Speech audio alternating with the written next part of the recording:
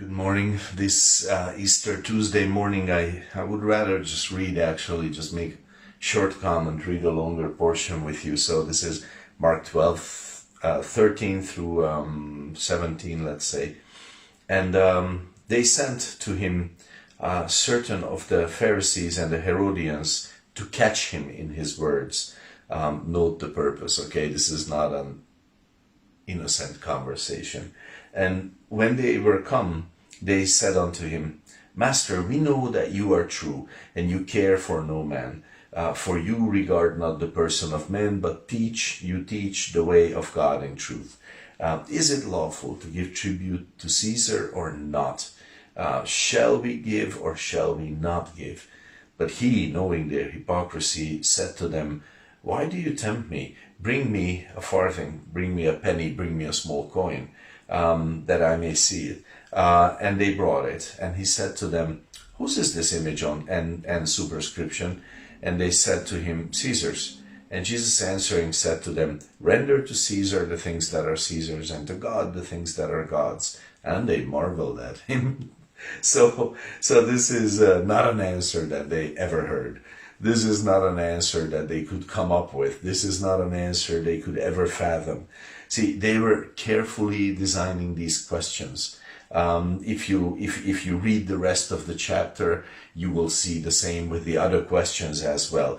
They were like goldsmiths, finely hammering out and working out the tiny details of the question to make sure that there would be no answer to these questions which would not get you in trouble, okay? They were those kind of questions, and sometimes you have them.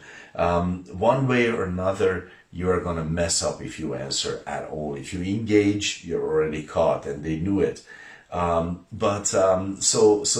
this is like, I don't know, like, okay, the enemy wants to catch you. He knows you're in a certain area, but he doesn't know where, so he just puts traps all around, like every square inch around you is covered with a trap. There's just no way for you to not fall into one of them, okay? And then Psalm 124, verse 6 and 7. Blessed be the Lord, who has not given us as prey to their teeth. Our soul is escaped as a bird out of the snare of the fowlers. The snare is broken and we are escaped. Jesus could not give a correct answer to this. Jesus could not give an answer which wouldn't get him in trouble. And then he just sort of breaks the question. He just sort of breaks the trap.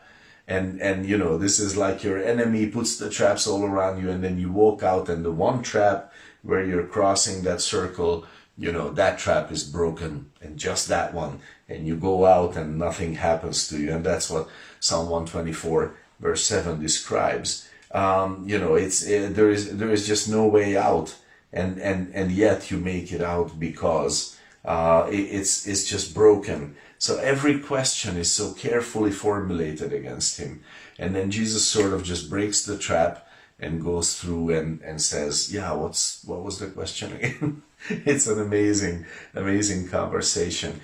Why could Jesus not be caught that way? And you may have wondered about it. And there is a very simple answer to that.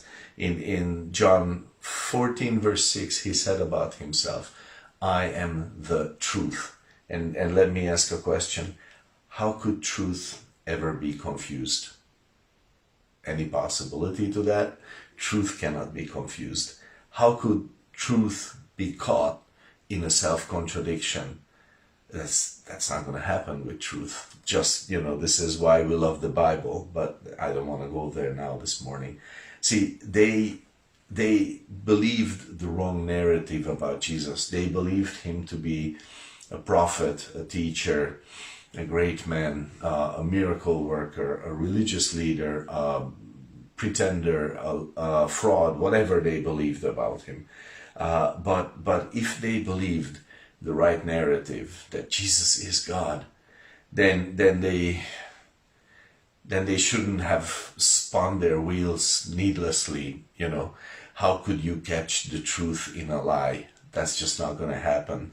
And if they believed him, they would have known that we know it, so we live in a very different way. So God bless this special week for you, and God bless your meditation and prayers today.